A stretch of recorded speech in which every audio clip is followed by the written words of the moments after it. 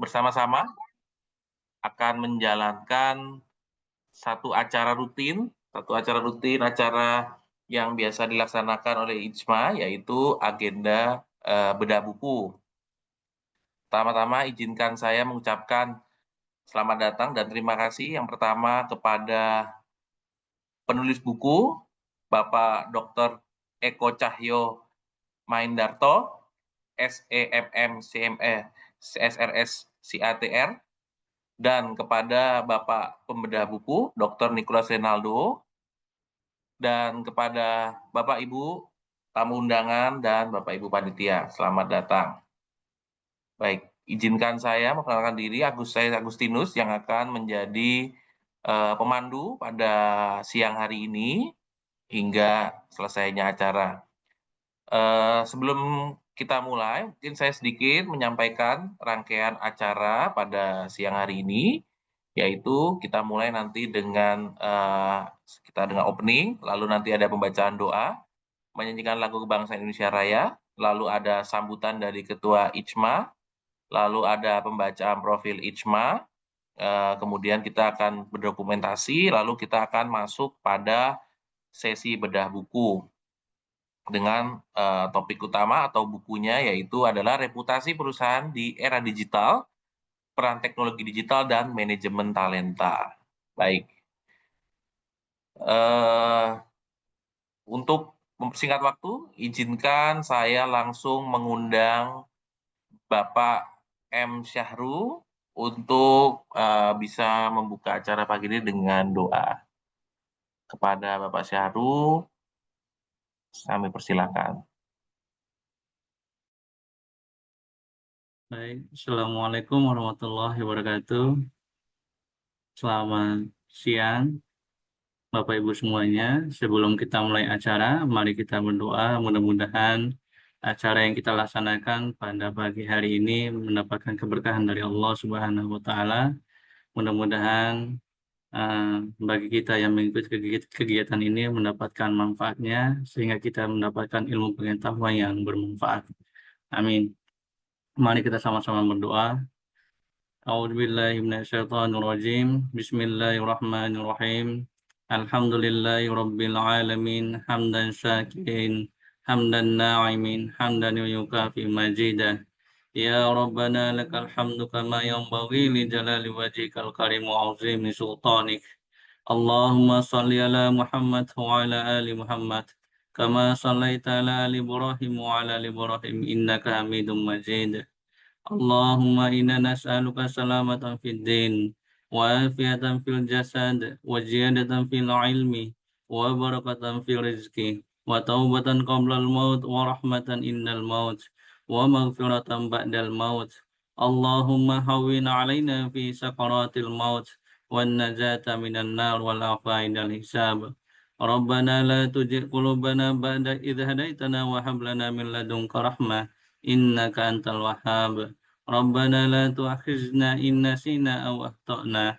Rabbana wa la tahmil alaina isran kama hamaltahu 'alal ladzina min qablina. Rabbana wa la tuhammilna ma la taqata lana bih.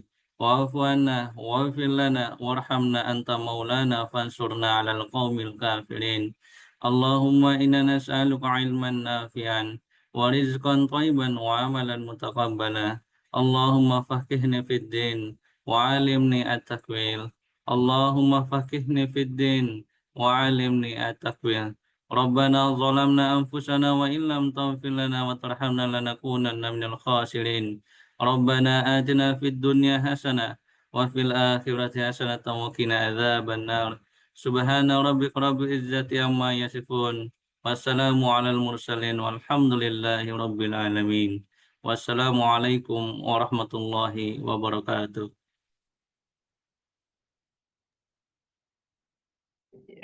Baik, terima kasih kepada Bapak Muhammad Syahru untuk doa pembukaannya. Lalu kita bersama-sama akan mendengarkan dan menyanyikan lagu Indonesia Raya.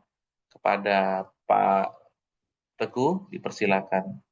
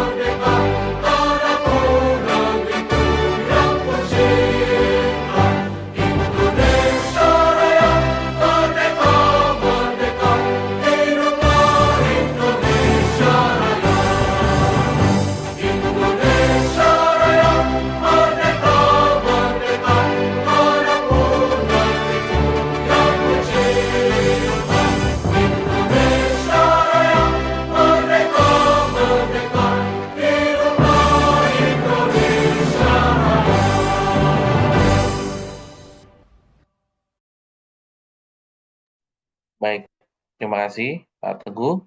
Selanjutnya kita akan memasuki sambutan dari IJMA yang pada hari ini diwakili oleh Bapak Yanuar Nugroho selaku Wakil Ketua IJMA. Kepada Pak Yanuar kami persilakan.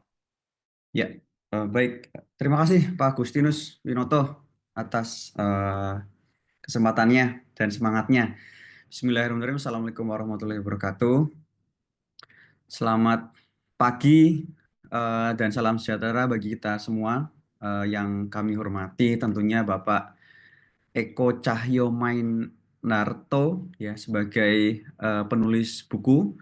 Kemudian hadir juga Pak Nicholas Renaldo sebagai pembedah buku. Dan tentunya Pak Agustinus Winoto ini ya yang akan mengawal kegiatan kita sampai berakhirnya nanti.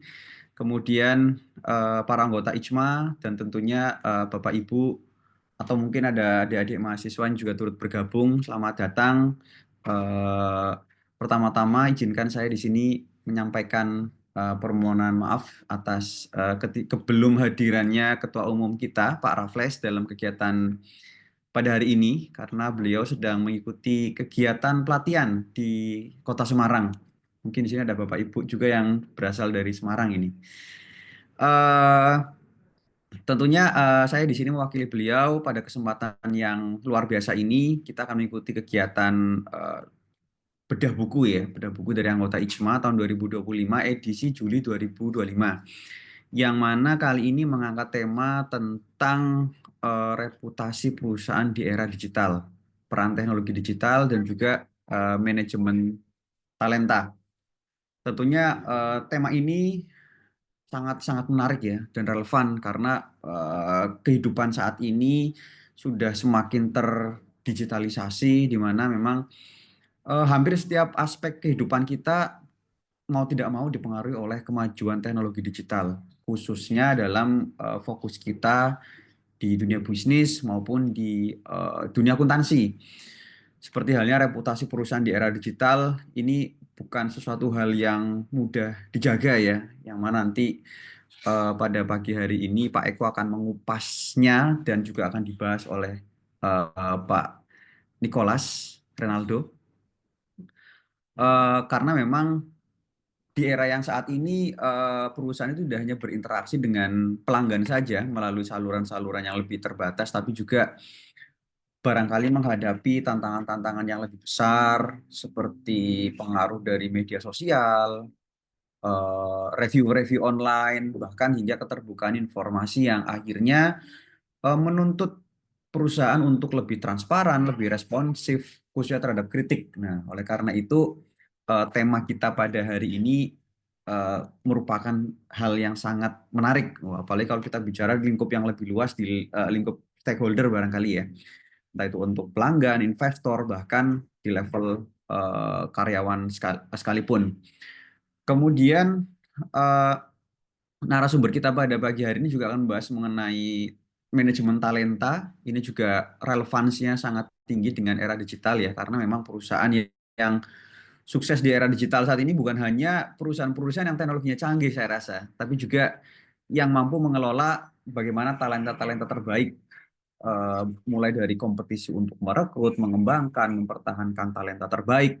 Justru saat ini mungkin lebih ketat ya daripada era-era yang sebelumnya, sehingga manajemen talenta itu bisa mencakup seluruh aspek khususnya dalam perkembangan dunia era digital. Ya, Pak Eko Cahyo Maindarto ini merupakan akademisi yang berpengalaman ya. Nantinya pada hari ini akan memberikan banyak sekali asupan-asupan untuk kita semua yang berharga untuk memahami bagaimana teknologi digital dapat menjadi faktor kunci dalam membangun reputasi dari perusahaan.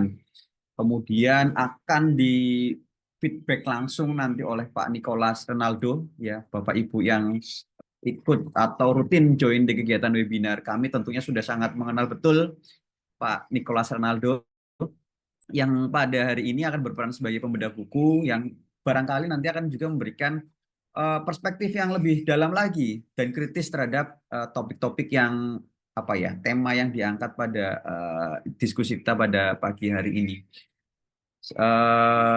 Akhir kata saya ingin mengucapkan terima kasih kepada semua pihak yang berpartisipasi pada kegiatan pada hari ini, baik narasumber, pembedah buku, moderator tentunya, dan juga para rekan-rekan peserta. Selamat mengikuti kegiatan pagi hari ini. Semoga kita bisa mendapatkan atau bisa mengambil manfaat yang besar pada diskusi pagi hari ini. Terima kasih. Saya kembalikan lagi ke Pak Agustinus. Assalamualaikum warahmatullahi wabarakatuh. Waalaikumsalam. Terima kasih Pak Yanuar. Sekarang kita akan masuk pada sesi berikutnya, yaitu pembacaan pengenalan profil dari IJMA yang akan dipandu oleh Bapak Ilyas Junjunat. Pada Pak Ilyas, kami persilakan.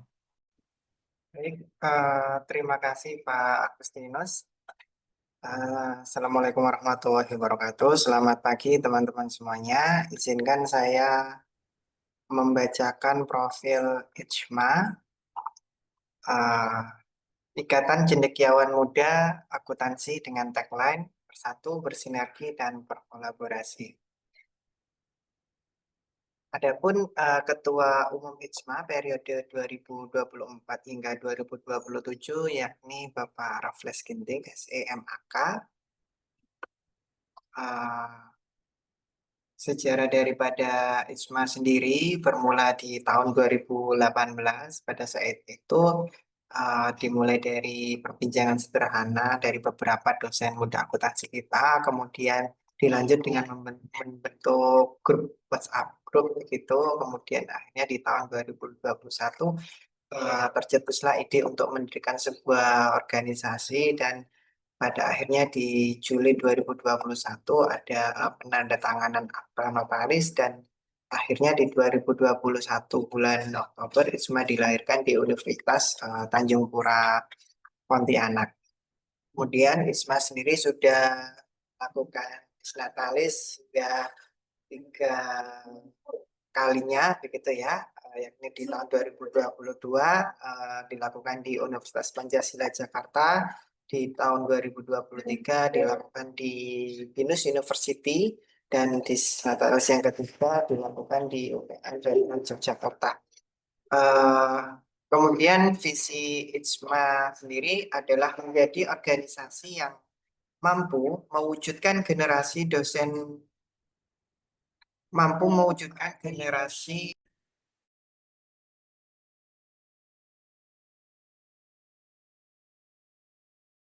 Saya ulangi, visi IJMA menjadi organisasi yang mampu mewujudkan generasi dosen muda profesional dan kompeten di bidang akuntansi untuk mengembangkan ide dan inovasi terkini dalam melaksanakan tridharma perguruan tinggi dan mampu melahirkan bibit unggul sebagai generasi penerus bangsa dalam membangun dan memajukan bangsa Indonesia.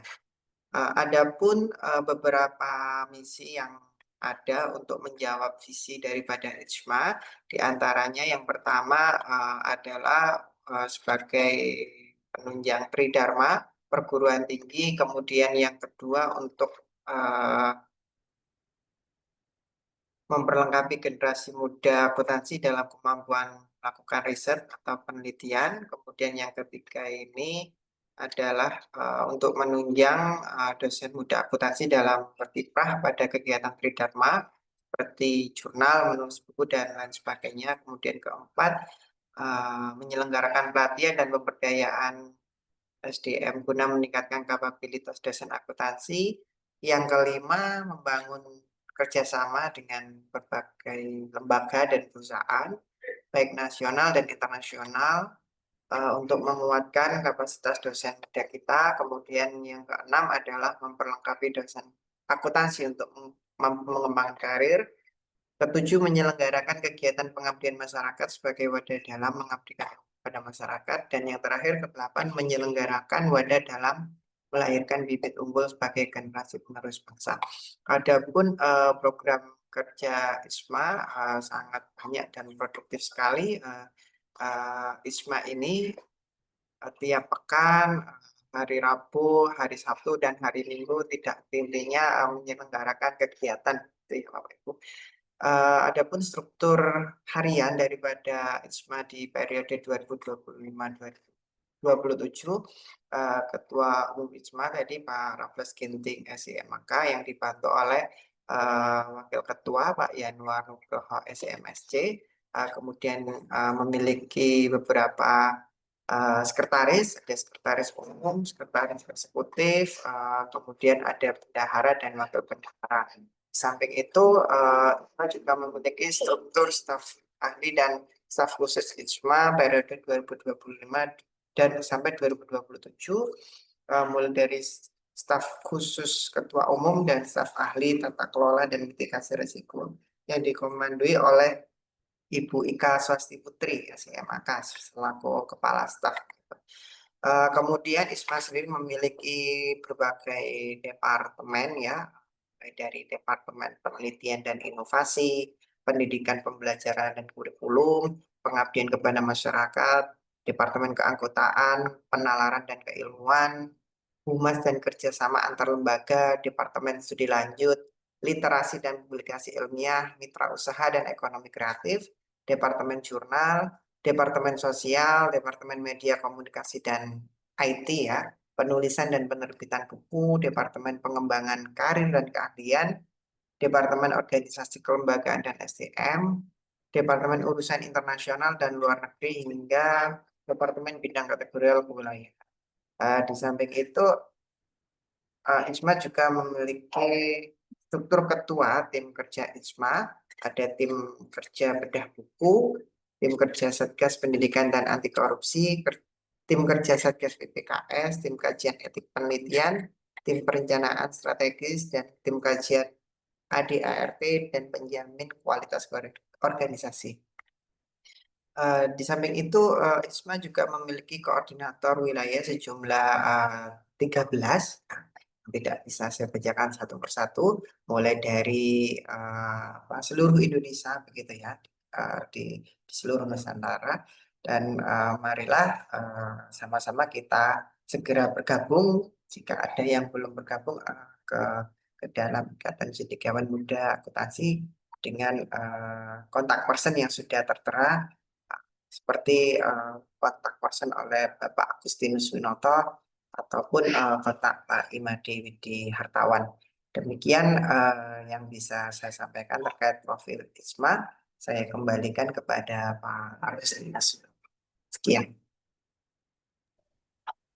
Baik, terima kasih Pak Ilyas atas pengenalan IJMA. Mari Bapak Ibu yang belum bergabung ya dapat bergabung menjadi bagian dari keluarga besar Ikatan Cendekiawan Muda Akuntansi.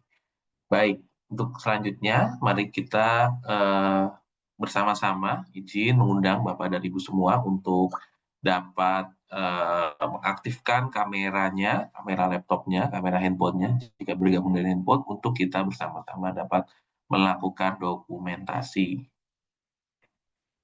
Baik, Pak Gede Teguh, saya persilakan untuk memulai aba-abanya. Baik, Bapak Ibu, saya Pandu. Saya izin untuk 3 kali capture. Yang pertama, 1, 2, 3. Halaman kedua, 1, 2, 3. Baik, yang terakhir 1, 2, 3. Terima kasih Bapak Ibu. Waktu saya kembalikan ke Pak Agustinus Winoto. Baik, terima kasih Pak Gede. Sekarang kita akan masuk ke sesi utama kita. Izinkan saya memperkenalkan kepada pembicara-pembicara kita yang hebat pada siang hari ini. Izinkan saya share screen dulu. Baik. Yang pertama yang akan saya perkenalkan adalah Bapak Dr.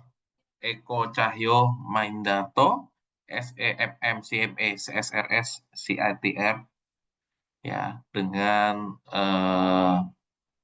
mungkin saya langsung bacakan ya, hanya summary-nya saja Bapak-Bapak. Pak Eko merupakan lulusan S3 dari Doktor Ilmu Ekonomi Konsentrasi Akuntansi Fakultas Ekonomi dan Bisnis Universitas Trisakti Jakarta. Saat ini beliau merupakan dosen tetap Fakultas Ekonomi jurusan Akuntansi Universitas Tama Jagakarsa, dan juga beliau merupakan Kaprodi D3 Akuntansi Universitas Tama Jagakarsa. Beliau juga merupakan Direktur Utama dari PT Dwi Tunggal Jaya Raya, owner Omah Pincuk Resto, Direktur CV Bintang 2, dan ini masih banyak lagi ya sepertinya ya Bapak dan Ibu sekalian ya, seperti yang terlihat di layar. Kemudian, oke.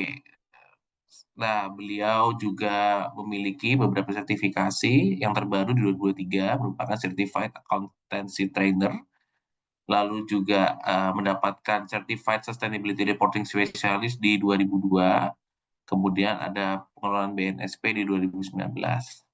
Kemudian juga ada beberapa penghargaan yang didapat oleh Bapak Eko. Yang pertama adalah Best Lecturer ADAI Award 2024, First Winner Best Presenter the 4th Ikorat ATPI 2024, dan juga First Winner Best Paper the 4th Ikorat ATPI 2024. Kemudian juga beliau mendapat piagam penghargaan sebagai Mitra Bestari GAJ Gorontalo Accounting Journal, dosen berprestasi nasional 2025 oleh Publisher Jurnal Nasional PT Cira Cahaya Harmoni. Kemudian beliau juga menjadi moderator pada pertemuan ilmiah internasional ISCMI ADAI 2024.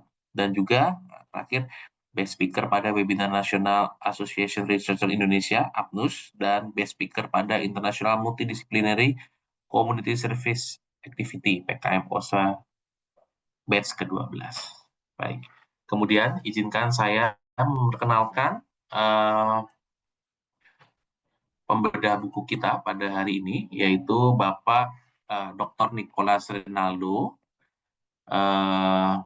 yang mana telah menempuh pendidikan terakhir di Doctor in Accounting Universitas Trisakti yang lulus pada 2024. Dan sekarang sedang kembali mengambil Bachelor in Information System di UT Indonesia. Oke, saya lanjutkan. Nah, ini untuk work experience beliau saat ini. Beliau merupakan accounting lecturer on Institute Business dan Teknologi Pelita Indonesia. Beliau juga merupakan reviewer on Kogan Business and Management, Applied Economics Letter, Taylor and Francis Group. Beliau juga merupakan reviewer on MicroThink Institute and other scientific journals. Kemudian beliau juga merupakan editorial team on Journal of Applied Business and Technology and other scientific journals. Beliau juga merupakan chair of International Conference on Business Management and Accounting, ICOBIMA. Beliau juga menjabat sebagai director on PT Cira Cahaya Harmoni. Lalu beliau juga merupakan tutor dari cara lulus CPNS ya, dan ini ya ada beberapa konsultan di beberapa CV. Kemudian beliau juga merupakan mendapatkan sertifikasi dari BNSP ya, mulai dari Certified Digital Marketing, Kompetensi Asesor hingga Human Resource Manager. Dan ini mungkin untuk nanti bisa mengakses ya, mungkin nanti Bapak Ibu yang ingin melakukan riset bersama bisa menghubungi Pak Nicholas ya untuk melakukan riset bersama. Oke, dan ini beberapa academic achievement. Beliau merupakan top 1 Magister Management dari Perguruan Tinggi Pelita Indonesia. Kemudian juga mendapatkan best paper dan best presenter on the first international conference on business management and accounting (COBIMA 2022). Best lecturer 4 times in Institute Bisnis dan Teknologi Pelita Indonesia dari 2021 hingga 2023. Beliau juga merupakan winners of 2023 National Competitive Research Grand BIMA dengan judul Revolusi Budaya Digital dalam Meningkatkan Kinerja Perusahaan di Indonesia. Dan tentunya masih banyak lagi ya, ini yang tidak bisa saya sebutkan satu persatu pencapaian yang sudah didapat oleh Bapak Nicholas. Baik. Dengan ini maka izinkan saya mengundang langsung kepada Bapak Nicholas dan Bapak Eko untuk dapat mulai sesi ya, tapi izinkan saya mengoper mic-nya dulu ke Pak Nicholas. Baik, demikian saya izin undang pada Pak Nicholas, waktu saya persilakan. Terima kasih.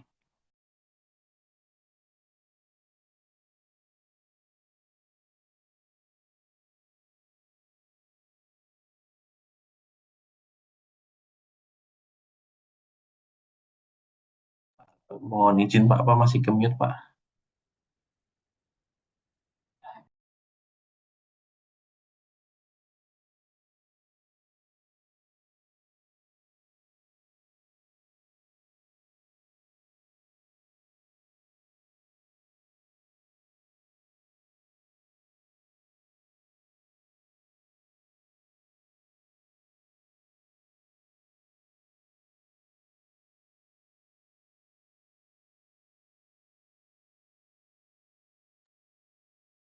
Pak Nikolas, mohon izin Pak, kayaknya seperti masih ke-mute.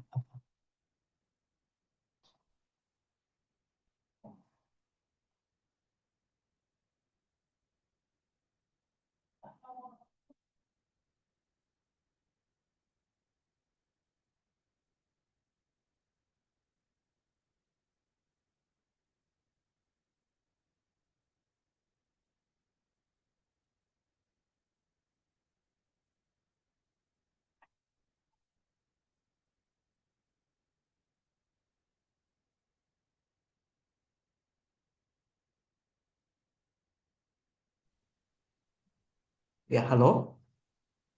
Halo? Halo, ya. Halo Pak, Ya, pendengar. Halo Pak. Aman. Ya, silakan.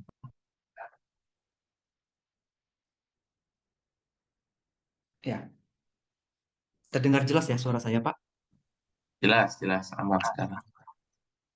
Oke, ini untuk agendanya kita berarti Pak Eko ya, Pak Dr. Eko ya, untuk pemaparan materi dari bukunya ya, Pak. Saya dulu ya, paparan Pak Dr. Nicholas. Ya, kalau yang diinstruksikan panitia, pemaparan dulu baru nanti kita mereview bersama. Oh, siap. Baik. Seperti itu. Ya, terima kasih, Pak. Baik, saya izin untuk share screen dulu.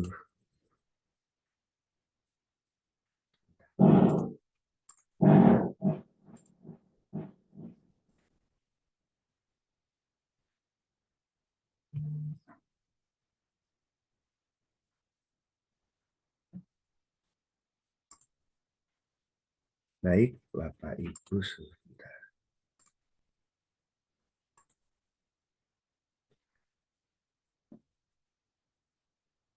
Kok ini ada beberapa yang nggak bagus ya? Bentar, Pak.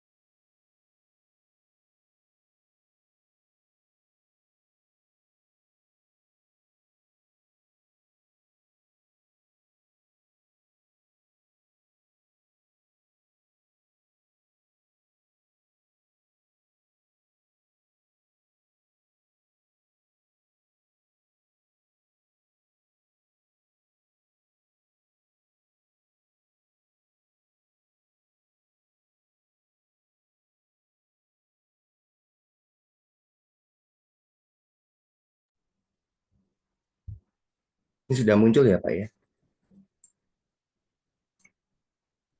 Iya, sudah Pak. Sudah, Ya, Pak. baik.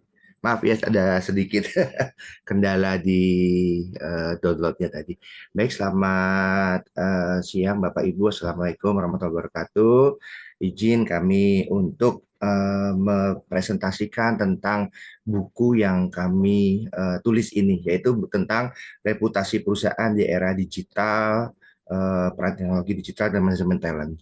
Jadi buku ini dibuat berdasarkan penelitian kami, terutama terkait dengan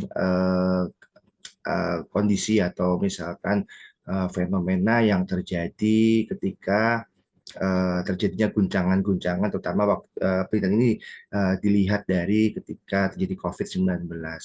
Nah, kemudian penelitian ini juga waktu menjadikan pendahuluan di buku ini, yaitu yang pertama adalah problematika reputasi perusahaan di era digital. Ketika kebetulan kami juga adalah pelaku atau penggiat UMKM, dan kami juga salah satu pendamping UMKM, sehingga banyak sekali latar belakang yang membuat penelitian ini kami buat, sehingga kami jadikan sebuah buku yang bisa dibaca terutama oleh banyak kalangan, khususnya para penggiat UMKM. Jadi UMKM ini adalah menjadi tulang punggung ya. Kita lihat di sini bahwa Indonesia juga sebagai salah satu negara inisiator peringatan Hari UMKM Internasional, di mana kita tahu bahwa UMKM ini menjadi penyangga PDB atau ekonomi Indonesia, terutama di mana dia berkontribusi 30-50% terhadap GDP. Kemudian UMKM ini pun bisa menyerap tenaga kerja hingga 95%. Nah, kita lihat bahwa jumlah UMKM pun yang ada di Indonesia ini 10 kali lebih banyak dibandingkan dari usaha skala besar yang hanya sekitar 5.000 unit. Kemudian kita lihat di sini adanya grafik yang terjadi ketika terjadinya pandemi. Nah, sebetulnya buku ini juga menjadi patokan atau panduan ketika ekonomi kita terjadi, misalkan terjadi goncangan-goncangan kembali, tidak hanya ketika pandemi gitu ya. Kemudian dari berdasarkan pengalaman kami di lapangan, bahwa bisnis UMKM yang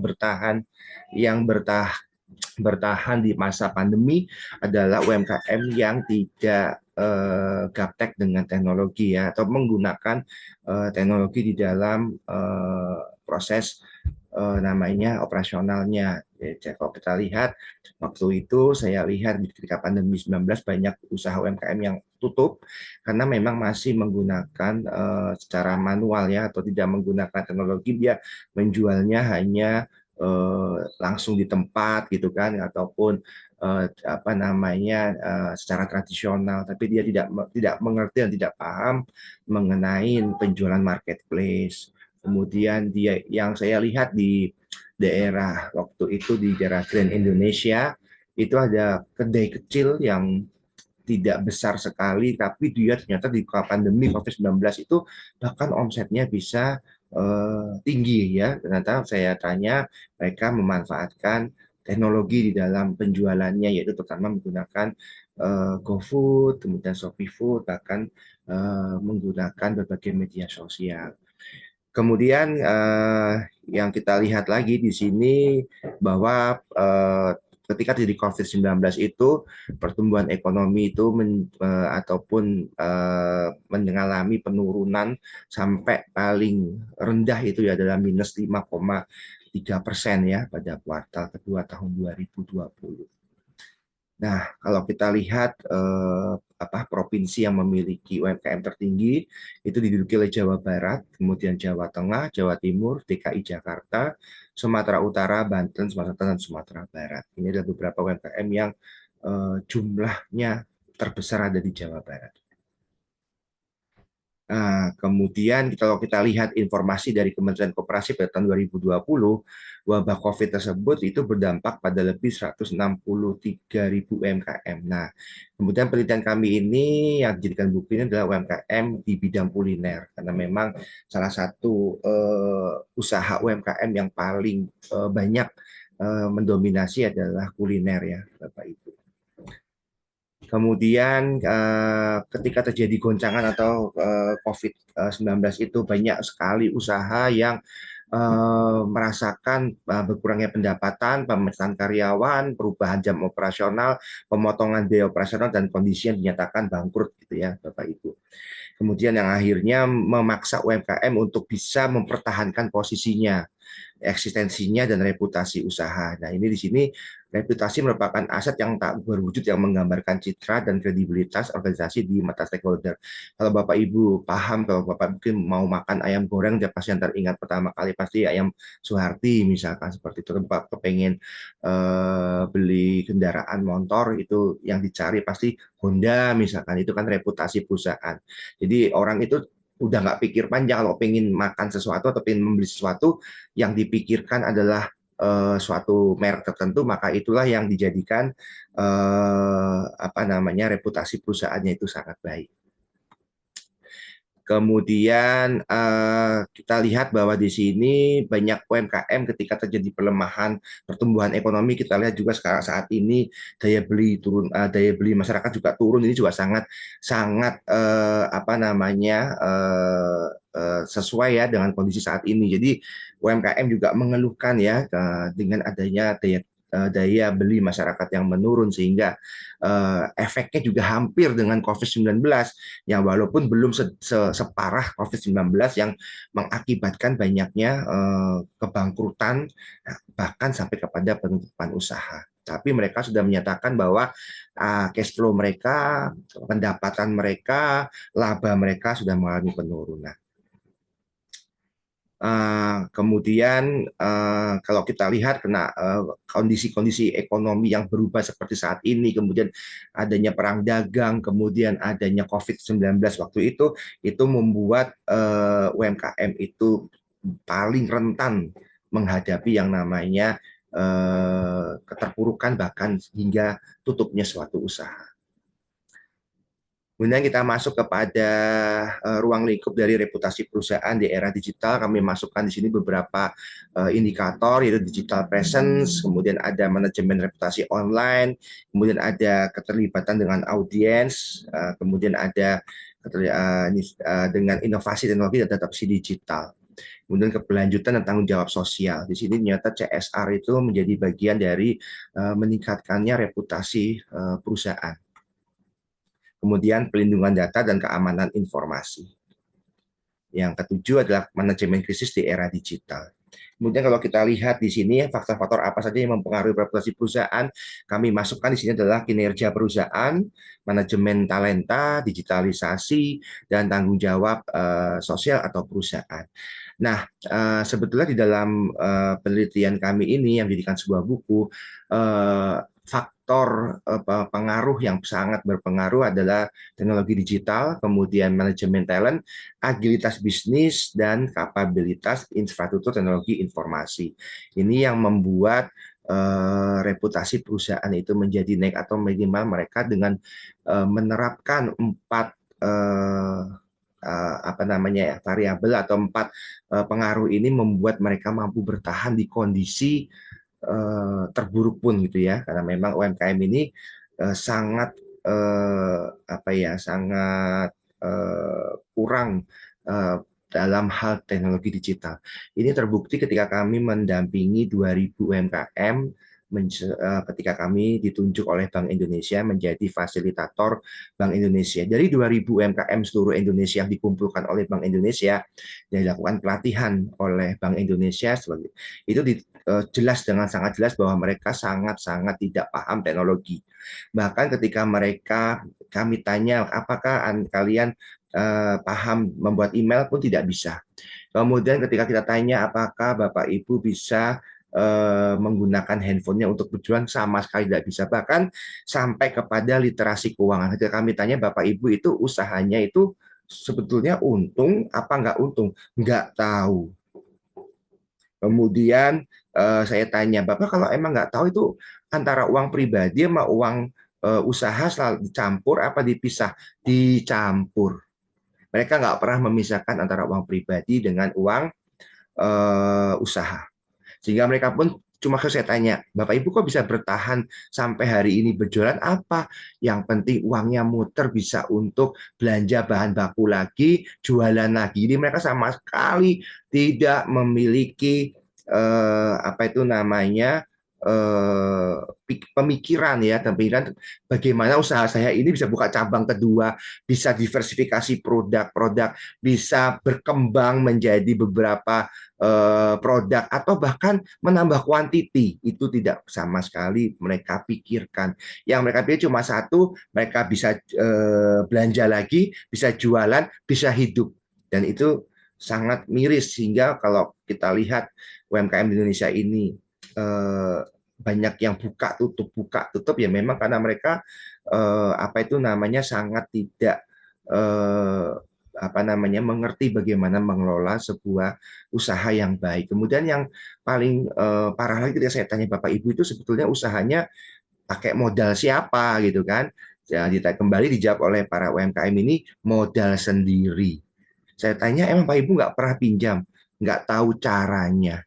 Ketika kami sampaikan bahwa di Himbara atau di perbankan itu ada kredit usaha rakyat, apakah Bapak Ibu tahu? Tidak tahu. Kalaupun tahu, nggak ngerti caranya. Padahal kalau kita lihat regulasinya, lihat peraturan dari perbankan bahwa kalau pinjaman di bawah 100 juta, itu cukup hanya mengajukan dengan apa namanya KTP yang mengajukan pinjaman plus pencatatan saja. Dan mereka itu tidak pernah sama sekali mencatat. Kenapa Bapak Ibu mereka kalau kita tanya kok nggak pernah mencatat Pak keluar masuknya pendapatan dan pengeluaran?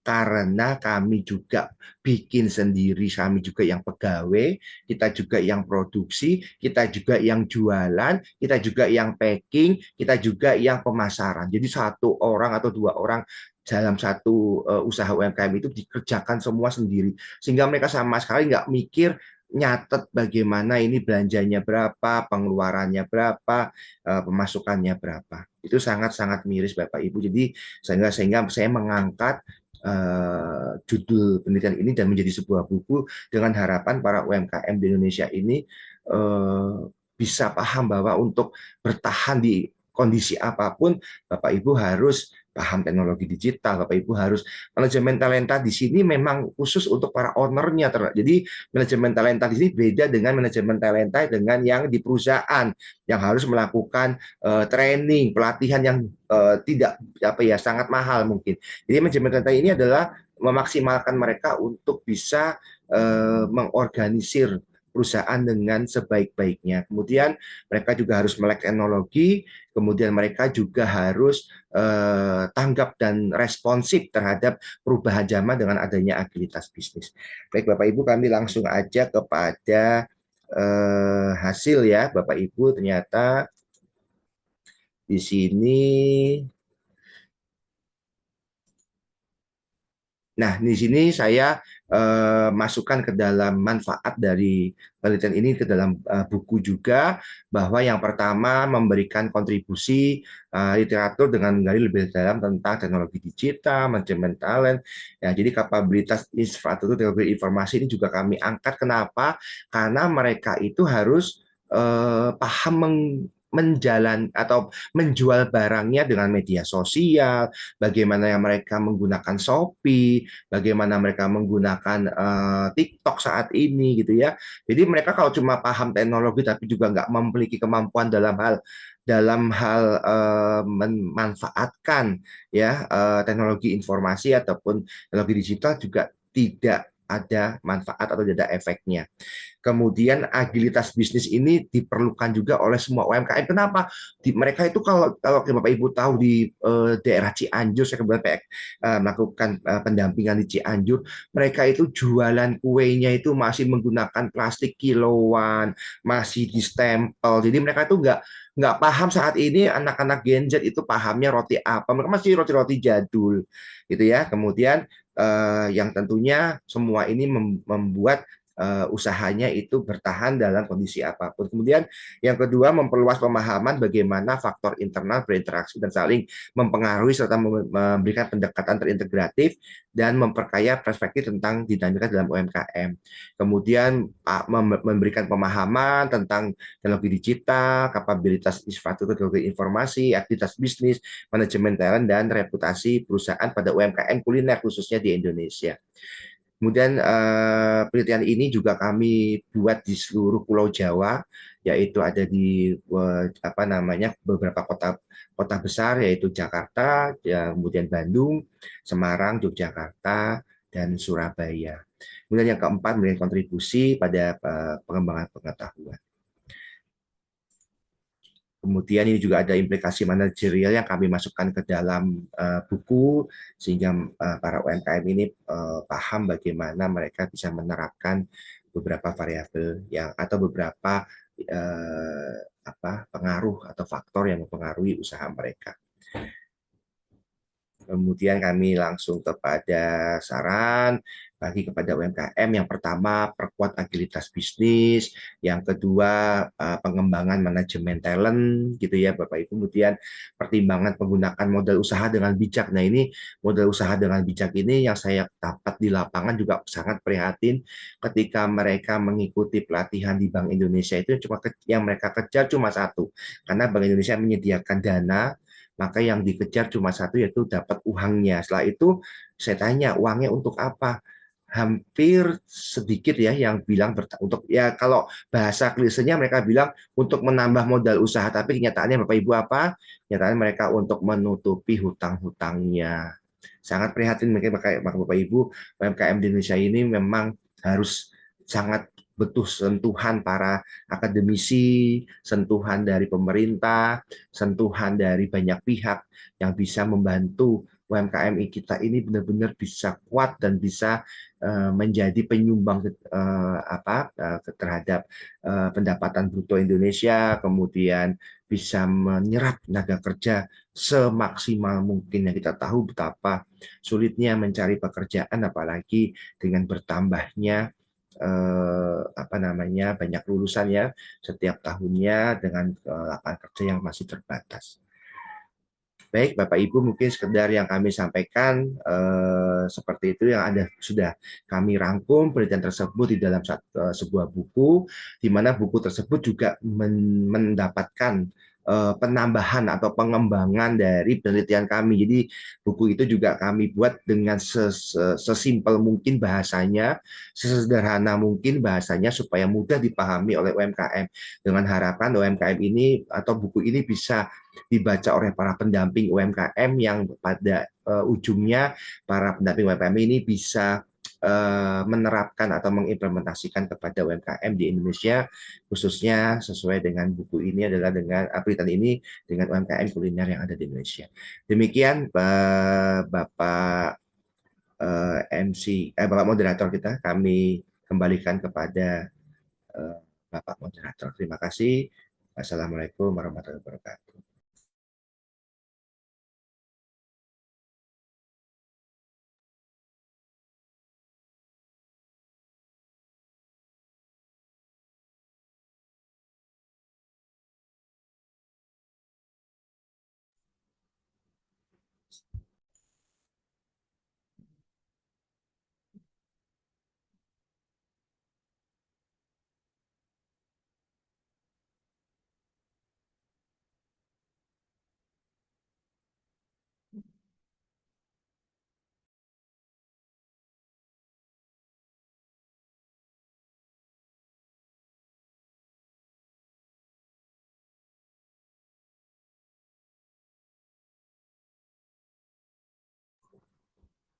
Mungkin Bapak Dr. Nicholas mungkin bisa.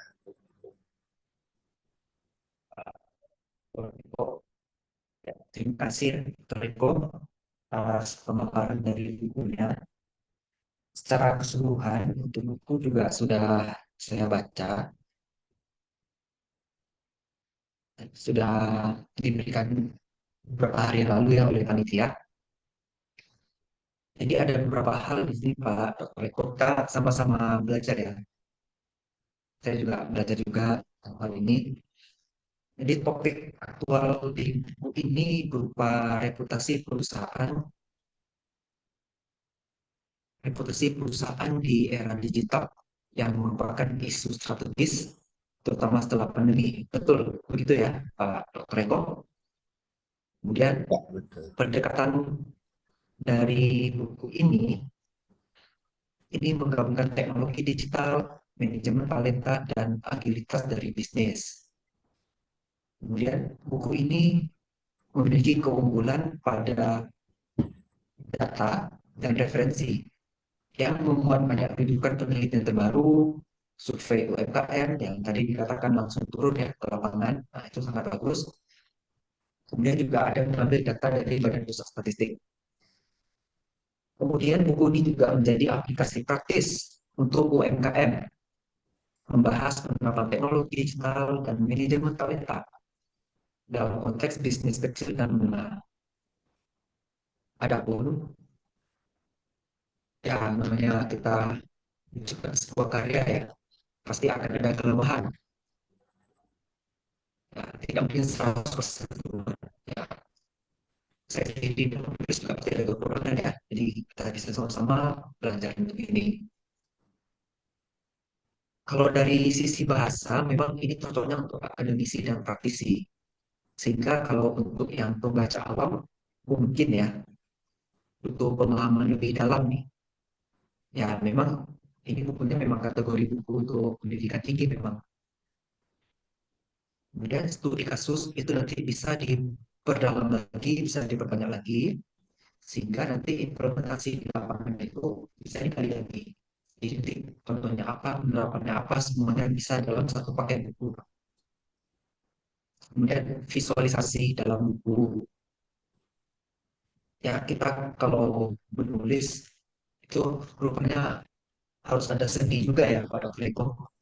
Kalau kita buat tabel, buat grafik, ya saya tadi ada lihat gambar-gambar ada juga. Tapi kan kadang tabel itu biasanya kalau khusus luar negeri itu kan bikin berbeda ya. Tabelnya lebih bervariatif dan lebih berwarna. Nah, kita di Indonesia agak kurang yang seperti itu memang. Saya sendiri juga kurang di bidang itu. Nah, jadi buku ini cocok untuk praktisi bisnis dan UMKM. Ini untuk mengembangkan strategi digital, membangun reputasi perusahaan. Dan kalau dari sisi penelitian akuntansi ya, reputasi perusahaan itu juga variabel yang bagus. Dan cara pengukurannya boleh dikatakan banyak. Berarti novelty untuk reputasi perusahaan ini bisa terus berkembang. Reputasi perusahaan bisa diukur melalui media exposure, bisa melalui jumlah sertifikat yang didapatkan, ataupun pengukuran lainnya. Dan juga strategi digital ini bagus untuk variabel penelitian. Saya sendiri ya, ini sambil sharing juga ya, Bapak Ibu. Disertasi saya membahas tentang strategi bisnis, yang tentunya ada unsur digitalnya melalui variabel sistem informasi hijau. Saya waktu itu ambil green accounting. Dan novelty-nya diterima waktu itu. Nah, jadi kan masih banyak kesempatan bagi kita peneliti bidang akuntansi untuk mengembangkan novelty ya, Bapak Ibu. Kemudian buku ini juga cocok untuk akademisi dan mahasiswa untuk bidang EMBA ya, ekonomi, manajemen, bisnis, akuntansi. Tapi kalau sekarang jurusan di EMBA ini kan sudah beragam ya. Selain 4 yang tadi, ada juga sekarang jurusan sarjana bisnis digital, jurusan sarjana kewirausahaan. Nah, cocok untuk nih, bisa dipakai untuk referensi dan rujukan. Untuk konsultan dan pemerhati UMKM juga bisa, yang fokus pada inovasi teknologi dan pengelolaan talenta. Ini untuk para manajer-manajer ini ya, sangat perlu mereka nanti harus memperhatikan beberapa aspek yang ada tertulis di dalam buku ini. Izin Pak Eko, Pak Dr. Eko, ini awalnya bukunya direncanakan buku monograf atau buku referensi ini? Buku referensi sih sebetulnya Pak Dr. Nicholas, karena memang digunakan untuk praktisi atau akademisi. Nah, memang harapannya sih sebetulnya kan UMKM kita tuh sangat luas ya, Pak Dokter. Jadi harapannya banyak orang atau banyak pihak, mungkin kita semua keluar dari rumah aja, sebelah kanan kita ada jual bakso, ada jual gorengan, ada jual gado-gado. Jadi bisa semuanya bisa benar-benar membantu UMKM kita gitu untuk bisa tetap survive atau bisa berkembang. Ya, betul. Nah, untuk review berikutnya kita coba lihat per babnya ya. Mohon izin sebentar saya angkat laptop ya, Bapak Ibu. Baik.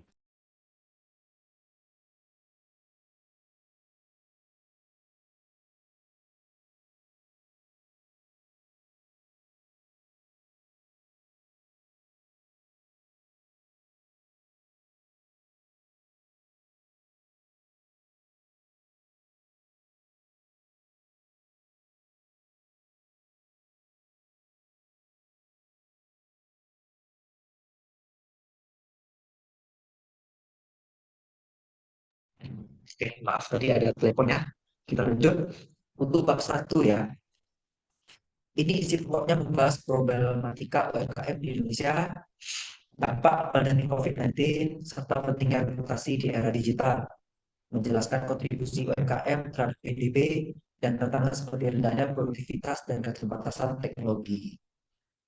Nah, kekuatan utama dari bab ini ada data statistik terkini, yaitu PDB dan dampak pandemi. Ini memberikan landasan kuat menghubungkan isu reputasi dengan realitas UMKM sangat relevan. Di Bapak Ibu di sini kalau menulis buku, pendahuluan itu memang harus disertai dengan data aktual dan terpercaya. Kalau hanya berupa opini, itu agak kurang bagus. Sama seperti membuat penelitian ya Bapak Ibu. Konsepnya sama. Adapun yang menjadi catatan untuk bab 1 ini, untuk analisis faktor internal eksternal itu bisa diperdalam lagi. Kemudian implementasi digitalisasi juga bisa kita tambahkan.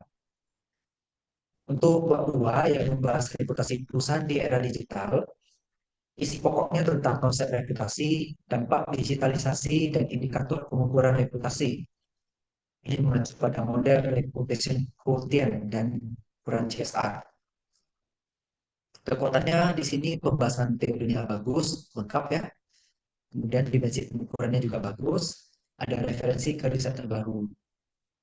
Adapun yang bisa ditambahkan nanti untuk buku ini, eksplorasi case study yang berhasil di Indonesia, yang bisa menjaga reputasi melalui digitalisasi.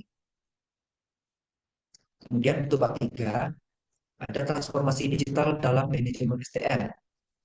Ini menyoroti peran transformasi digital terhadap pengelolaan SDM talenta, menguraikan fungsi MSDM seperti perekrutan, pelatihan, dan pengembangan dalam era digital. Izin Bapak Ibu, suara saya masih terdengar jelas. Terdengar Pak Dokter.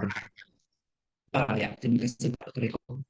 Nah, jadi bab 3 seperti itu, transformasi digital ya dalam SDM. Bagian ini bagus karena menjelaskan hubungan antara teknologi dan human capital dengan baik. Tapi di sini nanti bisa ditambahkan lagi, mungkin untuk edisi revisi ya. Strategi konkret bagaimana UMKM dengan keterbatasan dana bisa menerapkan transformasi ini. Ini baik juga nanti untuk ditambahkan. Kemudian yang berikutnya, digital teknologi. Sebenarnya saya sambil buka bukunya juga. Nah, di sini kan ada bahas definisi dan inovasi dan dampak teknologi pada organisasi. Contohnya seperti IoT, Big Data, Cloud, e-commerce. Ini sudah komprehensif, sudah bagus. Ini menjelaskan teknologi digital juga sudah cukup. Nah, nanti ini bisa ditambahkan roadmap implementasi untuk UMKM. Karena topik utama kita di UMKM, ya seperti kita ketahui UMKM ini kan kadang masih belum memikirkan untuk apa ya pasang IoT ya di bisnis. Ya, memang begitu kenyataannya. Banyak UMKM masih berpikir seperti itu. Maka itu kalau ada roadmap pemasangan implementasinya itu akan lebih baik. Karena Kalau di perusahaan besar kita pasang IoT, pasang cloud, mereka bisa langsung. Tapi UMKM kan belum bisa. Maka itu kita buat roadmap misalnya di semester pertama apa yang harus kita lakukan, di semester kedua apa lagi yang harus kita lakukan sampai benar-benar terimplementasi. Untuk bab 5, di sini kapabilitas infrastruktur teknologi informasi. Ini ada menjelaskan peran infrastruktur, hardware, software, jaringan, dan bisnis informasi.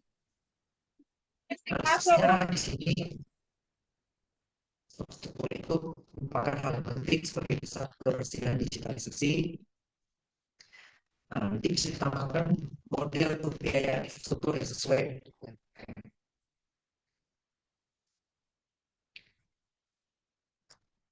Kemudian di agilitas bisnis dan manajemen talenta, ini menggunakan konsep agilitas dengan manajemen talenta, bisnis perlu adaptif, dan cepat merespon perubahan. Kekuatannya di sini konsep ketangkasan bisnis sudah dijelaskan baik hasilnya, dan nanti bisa ditambahkan untuk contoh praktis bagaimana UMKM membangun agilitas dalam kondisi keterbatasan sumber daya. Dan saya yakin setiap UMKM pasti punya keterbatasan di sumber daya ini. Dan sebagai kita ketahui ya, kalau di teori manajemen ada 6 M ya, yang menjadi sumber daya kita.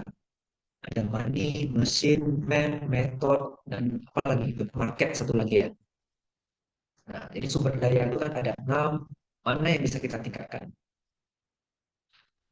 Kemudian di bab 7, ini reputasi. Nah, ini boleh dikatakan paling penting nih, kalau dari keseluruhannya. Inti dari buku ini kan reputasi ya.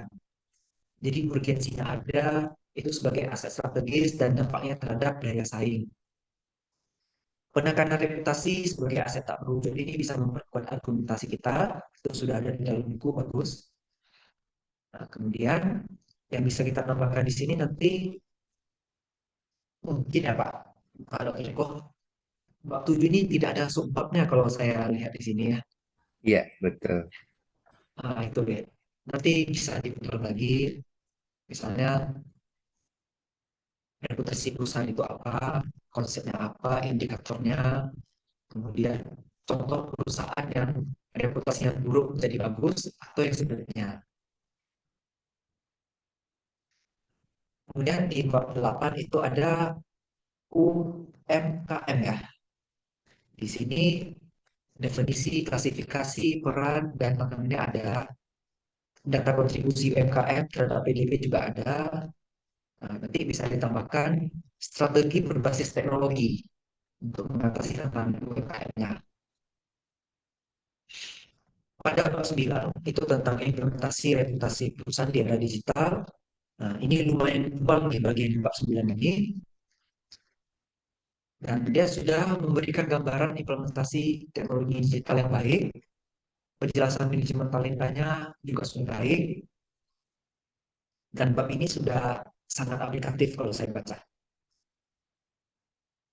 Nah, nanti untuk penambahan yang bisa ditambahkan di bab 9 nanti, itu step by step langkah-langkah atau rangka kerja implementasinya, Pak.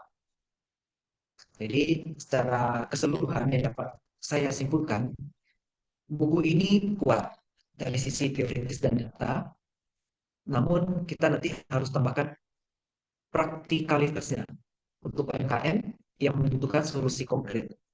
Nah, nanti bisa kita contohkan UMKM di bidang perdagangan, UMKM di bidang pertanian, ataupun sejenisnya. Untuk referensi sangat baik, baik akademisi maupun praktisi. Tapi kalau untuk praktisi nanti harus lebih diperdalam lagi best practice, studi kasus, dan panduan teknisnya pada Otoriko. Jadi kurang lebih seperti itu yang bisa saya review dari buku ini. Buku ini sangat bagus Pak Eko. Semoga bisa dikembangkan lagi. Baik, terima kasih banyak Pak Dr. Nicholas untuk reviewnya. Sama-sama belajar kita ya. Sama-sama Pak. Terima kasih banyak Pak Dokter.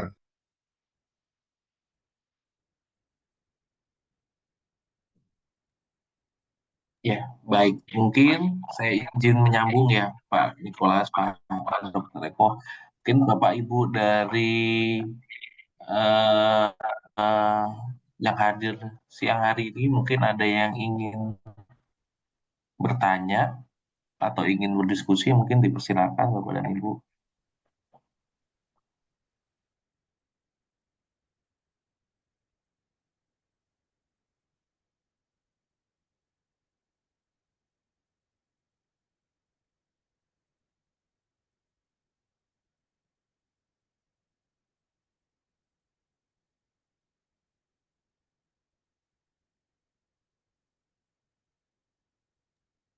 Baik, mungkin sambil menunggu saya izin yang nanya aja Pak Dr. Eko mungkin.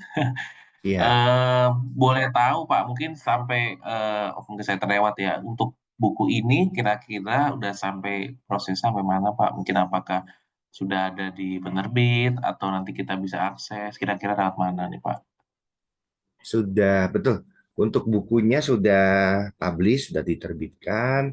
Untuk aksesnya nanti coba saya cek linknya ya, Pak Moderator. Nanti kami coba linknya ada di secara e-booknya. Gitu. Tapi untuk apa namanya buku ini sudah, alhamdulillah sudah diterima oleh beberapa pendamping UMKM.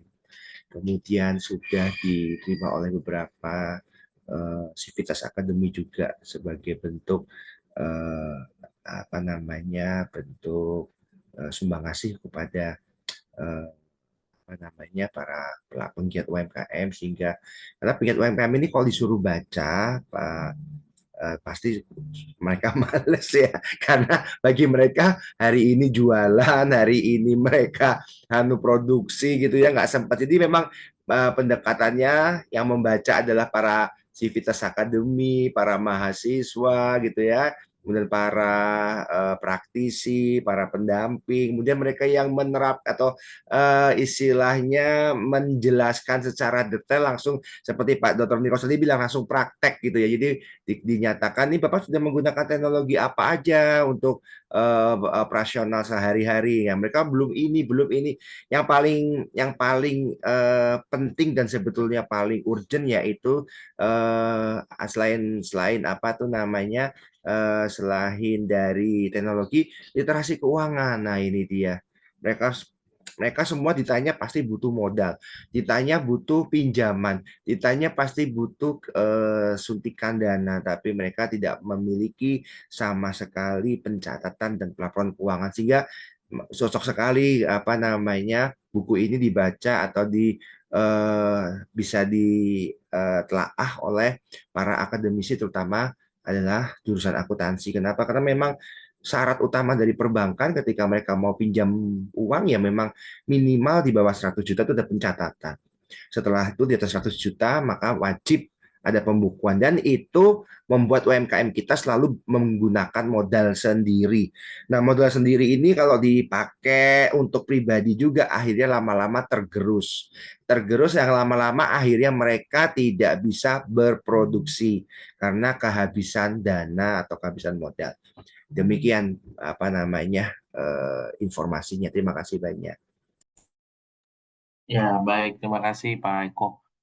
Oke, berarti nanti boleh disampaikan, nanti bisa mungkin kita bisa taruh letakkan juga di WAG IJMA ya, keluarga besar IJMA untuk saling support ya mungkin dan menambah wawasan, betul sekali UMKM ya.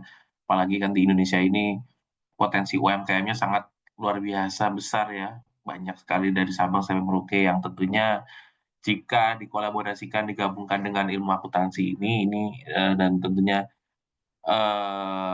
apa namanya teknologi digital maupun manajemen talenta ini akan jadi satu kekuatan yang besar ya untuk mendukung perekonomian.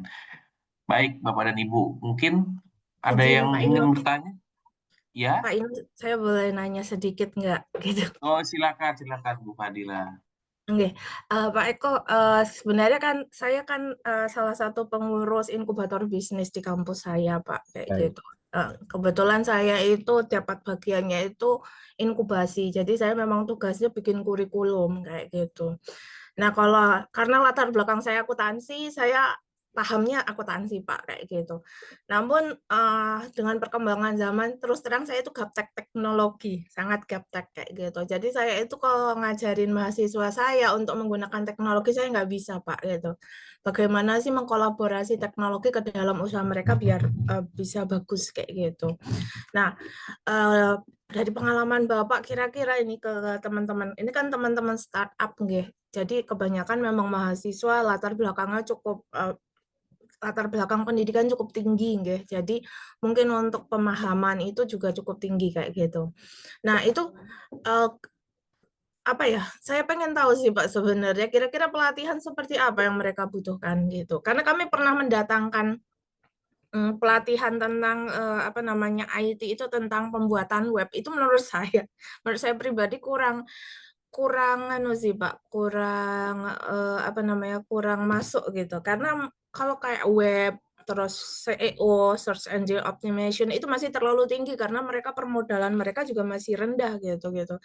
Kalau menurut Bapak kira-kira untuk yang mahasiswa ini, kita kan masih dalam tahapnya bootstrapping ya kalau istilah orang startup ini mahasiswa ini masih istilahnya pendanaannya masih bootstrapping itu. Jadi kira-kira pelatihan seperti apa sih Pak yang harus mereka atau mungkin ada kayak kasih workshop atau kasih bukan pelatihan ya, saya lebih ke arah penjelasan tentang IT gimana sih yang harus diperkenalkan gitu loh. Karena kan anak-anak ini kan semuanya itu update sekali ya tentang teknologi gitu. Kita kan saya sendiri ngakuin saya kalah gitu.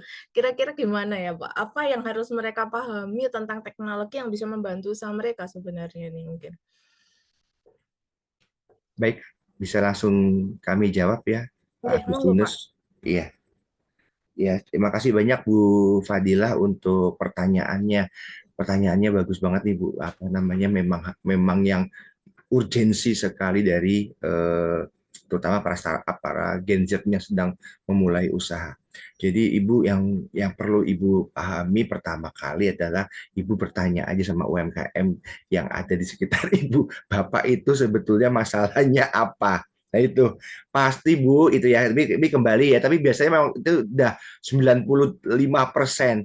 Pak, saya nggak punya uang, nggak punya modal. Mungkin nggak cuma UMKM ya, kita juga kadang-kadang nggak punya uang juga jawabannya.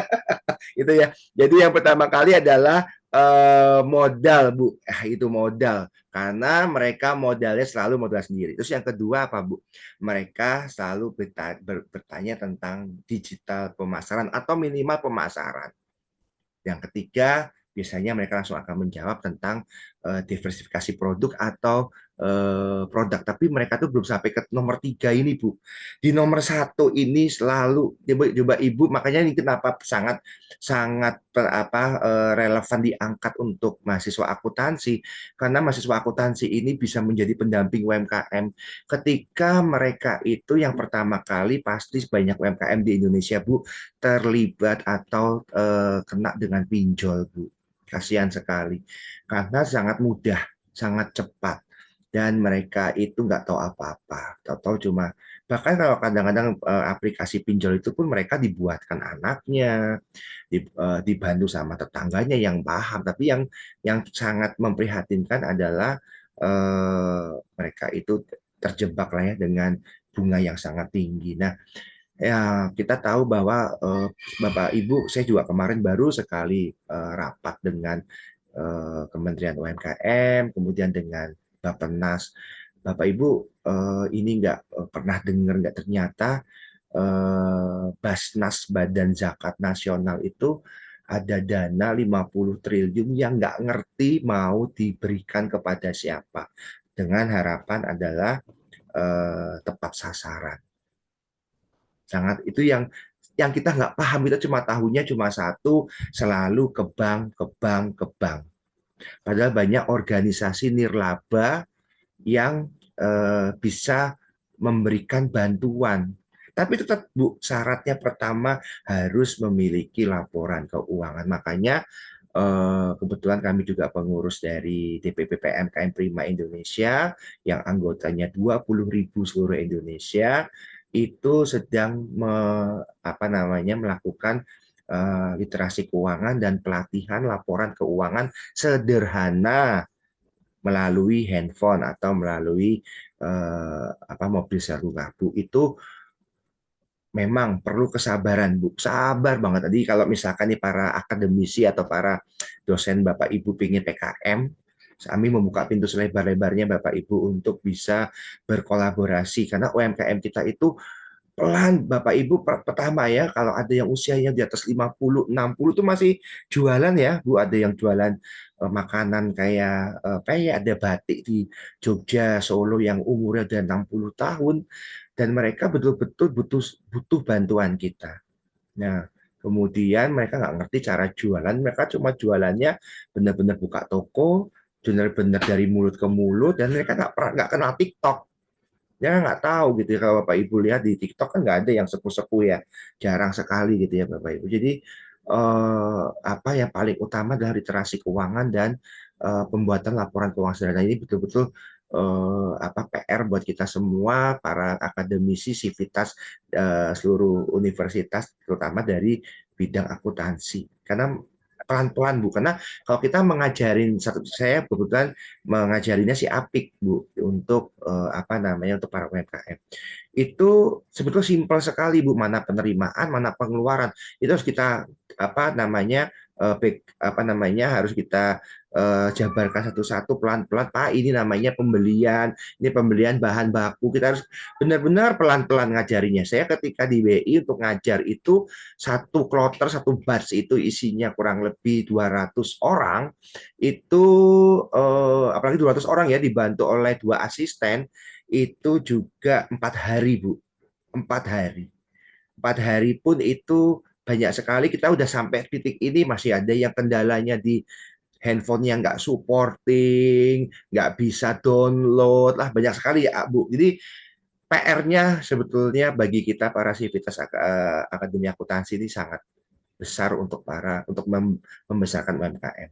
Jadi itu, Bu, PR yang pertama adalah membukakan akses pintu-pintu kepada UMKM untuk bisa mendapatkan permodalan, terutama minimal jalur itu, link itu akan terbuka ketika kita sudah memiliki laporan keuangan minimal 3 bulan terakhir, itu yang diminta oleh semua pihak ya, Bu. Yang kedua ya memang digital marketing ini yang kita harus touch. Jadi nggak usah bikin website dulu, Bu, karena memang mereka nggak ngerti.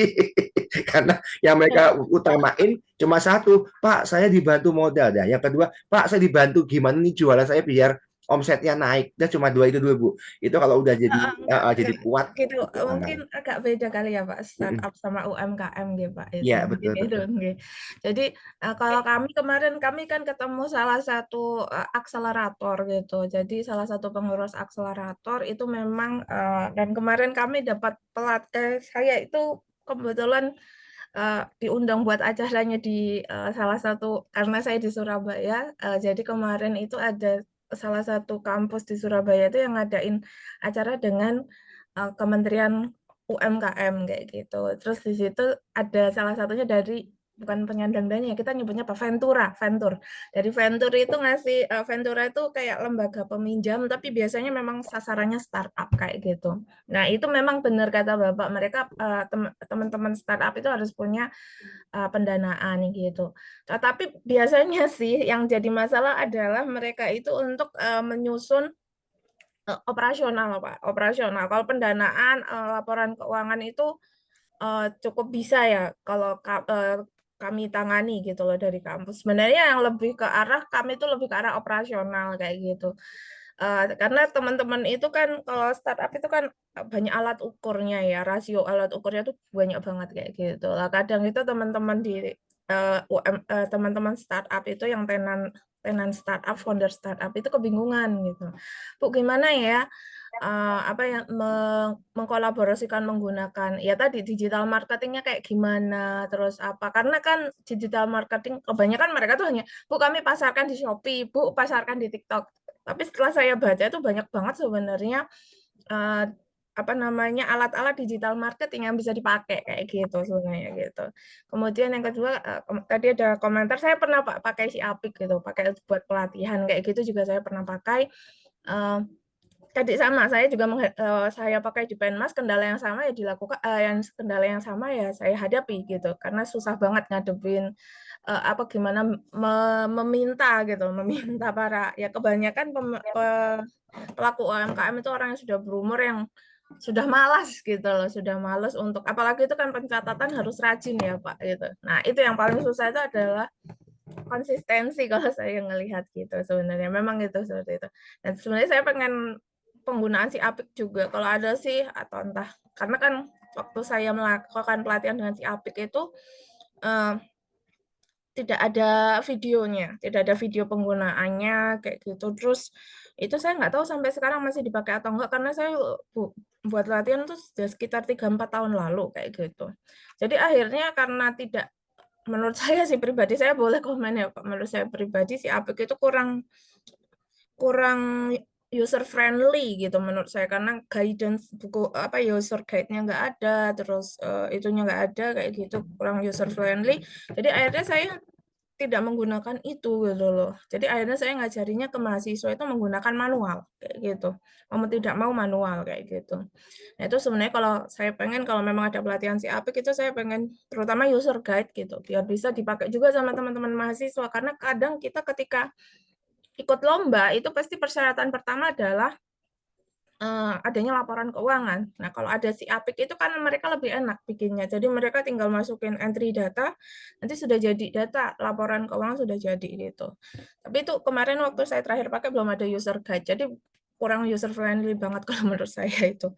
Seperti itu. Nah, itu sebenarnya saya mau tanyakan tadi, apakah untuk yang tadi dari digital gitu loh, digital marketing sih sebenarnya nggak hanya CEO, nggak hanya SEO, itu nggak hanya web dan nggak hanya yang lainnya, karena kalau saya dengar gitu, banyak banget sih sebenarnya aplikasi digital yang bisa digunakan dalam operasional perusahaan gitu, dan bisa disesuaikan dengan kebutuhan tiap perusahaan sebenarnya gitu sih yang jadi pertanyaan gitu. Tapi kalau memang ada usulan gitu Pak, mungkin kita ini ke agak yang levelnya yang bukan hanya, mungkin karena Bapak sudah ngadepi ya pasti pemahaman saya sudah, oh ini bisa pakai ini gitu-gitu. Maksud saya mungkin ada insight gitu loh tentang ke sana gitu. Gitu. Atau gimana? Baik Bu, Monggo. ya Bu Faradila. Ya Bu, kalau betul kata Ibu tuh kalau larinya ke startup, seperti saya juga sempat coba jualan gitu ya, tapi apa namanya tidak, dia cuma masang barang, kemudian tidak ada supporting dari apa yang lain, itu nggak ada yang ngelihat tuh. Iya benar Pak, benar.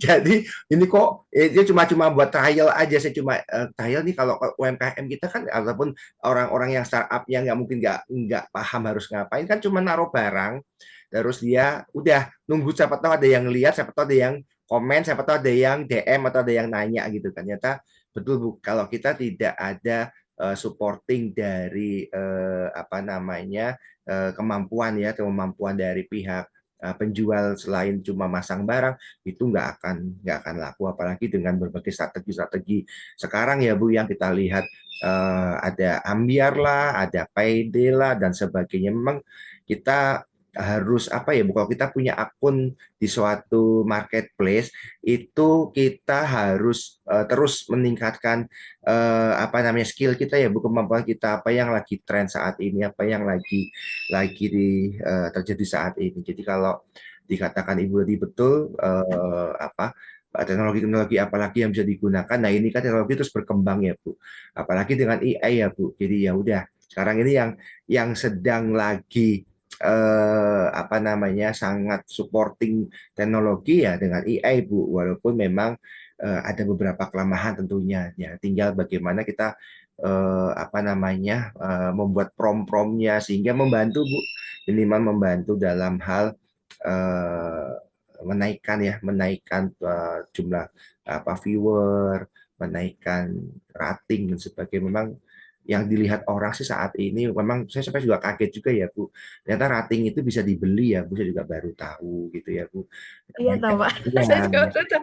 banyak perusahaan yang menawarkan Bu, ternyata Pak mau nggak Pak ratingnya dinaikkan dengan cara ya udah nanti dia punya buzzer Bu, punya punya apa itu Bu, punya tim gitu Bu, bahkan sampai pada tim digitalnya Bu. Tim digital itu maksudnya memperbaiki gambar, memperbaiki semuanya Bu. Nah itu yang memang nggak semua seperti kita tetap orang accounting ini paham ya Bu. Itu mungkin adalah ranah wilayahnya orang-orang ini ya Bu, sistem informasi, kemudian orang ilkom gitu ya. Karena memang nggak gampang untuk menaikkan rating atau bahkan apa itu Bu bisa muncul di paling atas dan sebagainya. Itu banyak sekali yang datang ke saya juga, Pak mau nggak Pak ini ratingnya dijadikan 49.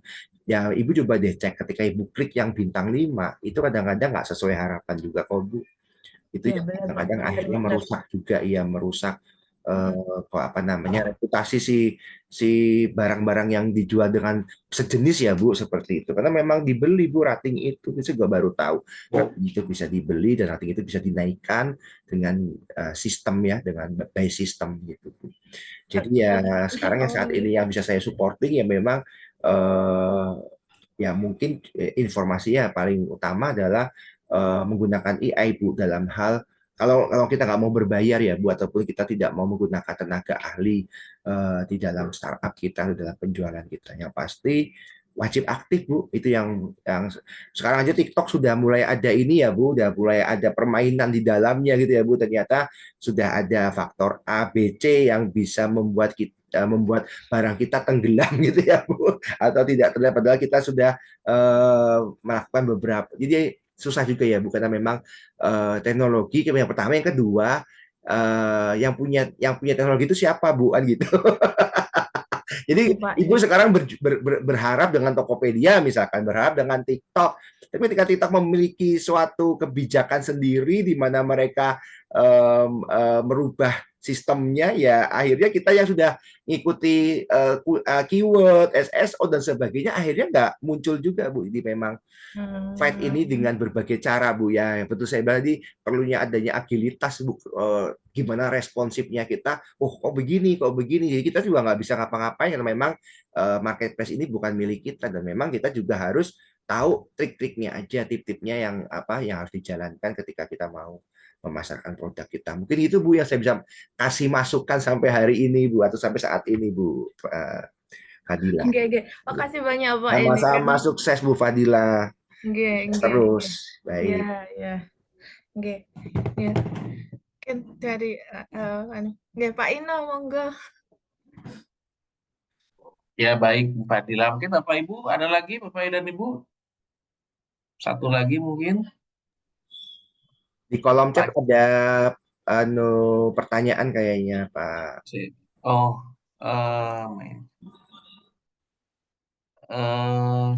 saya enggak saya sih Pak. Oh Pak Derek ya kali ya. Dia pertanyaannya apakah bisa membeli bukunya? Bisa, nanti bisa kontak ke kami kali ya Pak Agustinus. Oh ya, iya boleh nanti. Baik. Pak Eko boleh sampaikan Pak, nanti kita akan taruh di teman-teman IJMA Pak, terutama yang ini.